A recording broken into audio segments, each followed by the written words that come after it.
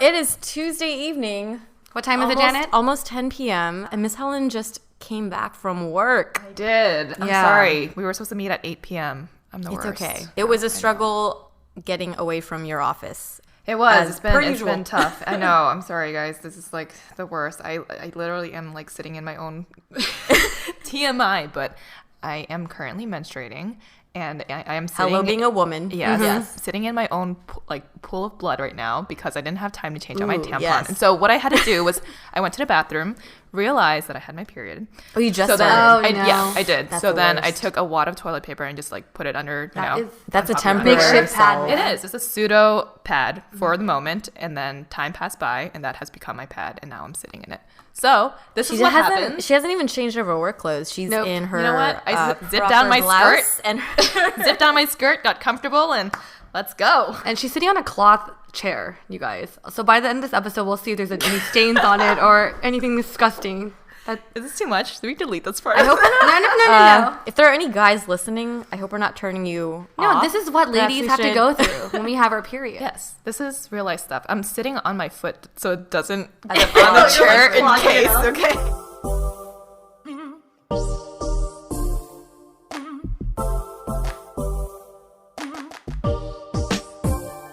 Hi guys, in episode 4, we started talking about the general topic of, a 20-something girl versus a 30-something woman. And we first started off talking more about like careers and work. And then in episode 4, we got in a little bit more of a steamier topic of romantic relationships. And at the end of that, we kind of talked more about like what it is like to be with older men, right? Or Janet was talking about how she was with older men. But yeah, so we wanted to kind of continue with that topic. And we talked about older men, but what about younger men? What are our opinions, being women that represent the 20 to 30 age range? So when you say younger, yes, do you mean like teenage boys? No, I mean legal at least. Okay. No, for me, I think of like young is when you're able to go into a club. I still think you're young. If you show an ID, you're freshly into the world of partying and drinking. That's still Oh, really if you need to get a fake ID. that's so young. That's a like no-no. no. Okay. No, I can't. No. Okay, we have some standards, I guess. What Here. I find interesting is that like I think as you get older, like you guys probably have more perspective or opinion on that. When you go out like to the nightclubs now, like some of the guys you're partying with are like 9 years younger than you. Yes. Is that weird if they offer to buy you a drink? Here's the thing. I think I definitely noticed that in the last couple of years, the more that you go out as a single person, the average age of someone who's going to be in the club or in a lounge, more likely than not younger than me now. So I'm not opposed to having a good time with them like in the moment, but I less and less consider them seriously for like an actual relationship. So even Mel, and you're 26, and that's... Yeah. I remember clearly, like, when I first turned 21, going to club and bars, like, I didn't have to think about, like, oh, how old are the guys? Because everyone was older than me or my age. Right. But now, like, I remember going back to college last year, visit my college town and went drinking there. When a guy would ask, like, if you want to buy me a drink or talk, I would ask for their ID. I mean, okay, granted, I was a little buzzed, but I just felt like I feel very uncomfortable having someone younger than me, like, buy me a drink. I don't know. It just felt really uncomfortable. Really? Yeah, I don't know why. Is there like a natural big sister thing coming out where you feel like you need to take care of them, or I don't even know what it is. And because like, I think as a girl, we're more attracted to guys who are older. Yeah. And then I think because you're looking for someone seriously, right? I am. Yeah. So if you're looking for someone seriously and you want someone older or more mature, or like, is it a maturity thing, or is it like you actually want them to have like more like life experience? I think it's life experience, but I think it depends on the situation or where it's at. Like if I met someone in person, like through friends, it's a different situation.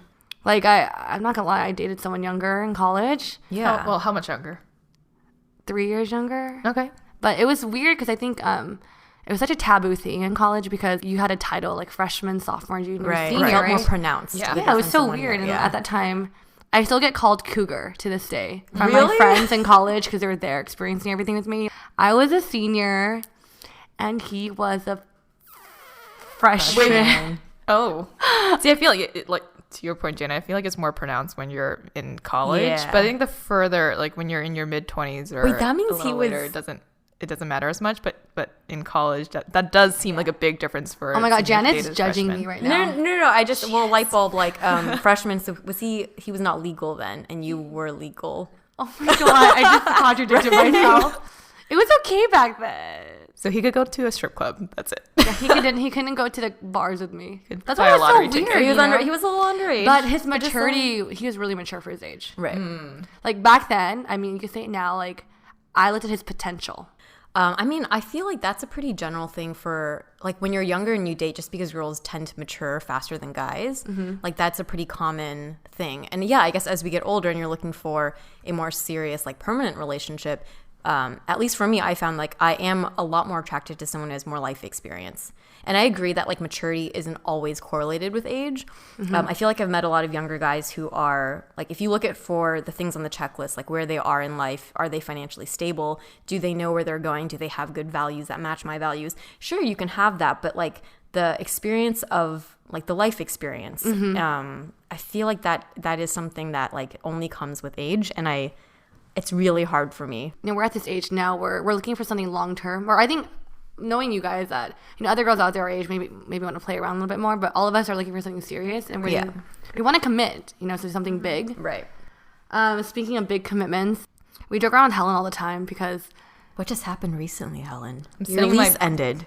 Where are you living now? Who are you living with, Helen? Who's your roommate? You have a new roomie. I have a new roomie, guys. Can you describe him or her? I'm just gonna drink a little bit over here. It's not a big deal. See, this is what she always says. This is what I always love. So, Helen, can I explain your situation? Please do. Please. Sure. From an outsider. All right, so Helen's lease came up, and at that time, as her lease was ending, she was looking for a place to buy, because props to you women, looking for a place to buy. But she couldn't life find... commitments. Yeah, she couldn't find any place she liked. So she's has a boyfriend, and so obviously her lease is up. She's kind of homeless. Right? So where else is she gonna live? It's with her boyfriend. Poor pathetic But the corporate woman. But the thing is, like, we all know that she has mentality. She still wants to buy a place, right? Right, yeah. But when everyone finds out, like, oh, so where are you living now? Like, I heard your lease is up. She's like, oh, I live with my boyfriend. Everyone's like, oh my God. Like you guys moved are in with living, someone. you're living with someone now? So it sounds like this decision happened almost prompted by a more practical decision, right? Yeah. Like you're just kind of, but it's a really big step. Like, how is it with the pressure of your friends? Like for us to be like, oh my God, what does it mean? I know. I think, I'm not gonna lie. I think I try to like dumb it down a little bit, where I'm like, to balance you know it what? out, right? I'm just, just as I said earlier, like I'm still looking for a place. Trying to Are you really? play it off a bit, but I mean, there's definitely a difference between moving in with your boyfriend in like your 20s, where like more fun but temporary, right? Like, you know that the real commitment is so far down the line that it's still just sort of fun.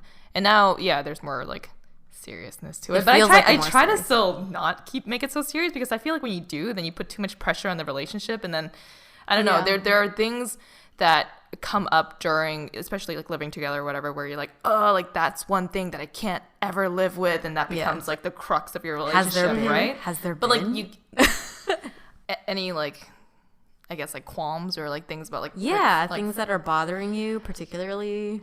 I mean, I guess I can't think. I keep going back to the dishes, but I think the dishes might embody something that's maybe greater. I think that's actually a good example. So in terms of dishes, it's not just, he's not thinking about just her washing dishes. It might embody like a bigger thing where it's like, is that going to represent how she's going to take care of a home? Is there some like, in terms of like laziness or like whatever is associated with, like those things become bigger things in so in your 20s mind, small things that might just be but in your 20s you might think that like, oh, he's not washing dishes, like, oh, he's so annoying, he doesn't wash the dishes, like, or he's like lazy, he's but I think now when you're older it becomes more of like a, what does that embody, that negative quality of this person. So I guess just as we get older, like when you're living with your partner, all the things that you observe, it becomes more like reflective, because you are considering them more seriously for a future. So every small action, every small thing, every small argument, it's like, what does this potentially mean for our future? There's just so much more weight on it. Right.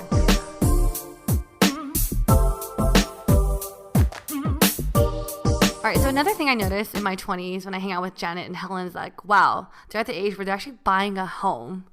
Because, you know, I think a lot of you guys can relate that. I'm in my 20s. I am still renting out a room or trying to find affordable housing. And here are these ladies, like, looking at interest rates, all these loans. I'm just like, when they talk, I'm literally just sitting quiet, because I can't believe that you guys are at that stage of your life already to purchase a home. Yeah, and Janet's bought a home. Oh God, She's that was a accomplished really that. scary process. I guess, Jen, at what age did you start thinking about buying a home? So I think for me, like my 20s, I moved around a lot, and I was like my 20s. The overarching theme was like exploration and like all about like quality or quantity over quality, because I wanted to. It was more about searching and finding the things that I wanted to commit to, right? And then as I got older and pretty distinctly matching at like when I turned 30, I shifted into wanting to really like settle down or like focus and commit. And so for me, buying a home was that happened as a result of after I decided like Los Angeles is where I want to be. This is the type of job that I can see myself establishing or creating a career in. My family's here, my friends are here. So it was just kind of a natural byproduct of where I was in life in my 30s versus my 20s. Was the same for you, Helen? I think I just started thinking about home buying maybe a year ago. And that was, I guess to Jana's point, it's after you become a little bit more established within where you want to be in the future, and also within your job of, I feel a little bit more stable in life. And then you realize that you don't want to keep paying rent to someone else's mortgage. Rent is expensive. And you want to build, and you want to build up your own equity. It's like, why am I paying for someone else's mortgage when I can pay my own? That's true. Yeah. I think for me also, I mean, this maybe directly relates to me being Chinese, but my mom is not only Asian, obviously, but she's also like really big into finance. So I've been hearing ever since I graduated from college and got my first job, she was like pushing home buying because financially that is like the best quote unquote investment from our parents' like generation. A lot of my friends actually live off per paycheck because they can't afford to like invest in something or save money to buy a home. So I think like it's interesting for me because having like friends like Helen, Janet, they're older than me, shed some light on how it's like being in your 30s, because right now I'm nowhere near purchasing a home because I work in a very different industry. I do work full time, but I don't make enough salary to like want to save to like buy a home. I never even crossed my mind I want to purchase something. Yeah. So it's always nice to hear you guys talk about it, even though I'm really confused. But that's also like so I made a pretty distinct decision transitioning from my 20s to 30s about my career based on finances, because I knew, and to be completely open, like my parents helped me with my down payment. So that was something I was, given my background, that I'm very thankful for. Yeah. But I needed to, knowing that I wanted to achieve, being able to pay a mortgage, that means that I had to make a minimum salary, which then affected like what my decisions were with my career path. And I think also that's kind of a very Asian influence way to think. I can see that. Yeah, and I totally agree with that. I think that does go along the lines of building enough equity for yourself so that you're stable enough to buy your own home. And I think that is prevalent in terms of what careers a lot of Asian Americans choose to move towards, in terms of like doctors, lawyers, finance, accountants, etc., pharmacists, right? Because those are very stable jobs that you can establish, I guess, yourself. That sounds weird, but like establish yourself in America for your parents, kind of a thing. Right.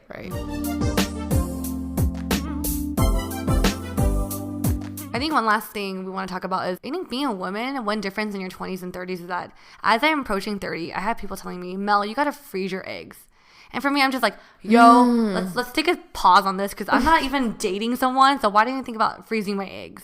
Do you guys feel like there's more pressure now because you guys are older than me? So I first heard about freezing eggs this was only like 2 years ago. So no, I heard about it from my boss at work. She was 30. She has a baby now, but she was 32. And she was talking about how she only had to, 1 year older than me. Yeah, but she was talking about how, and that's the first time I heard about it. She's like, at 32, you need to start at least thinking about freezing your eggs. It's a $10,000 process to freeze your eggs. It's very expensive. Oh my And God, like seriously? thousands And it's also not maintain it. scientifically guaranteed to work. Yes.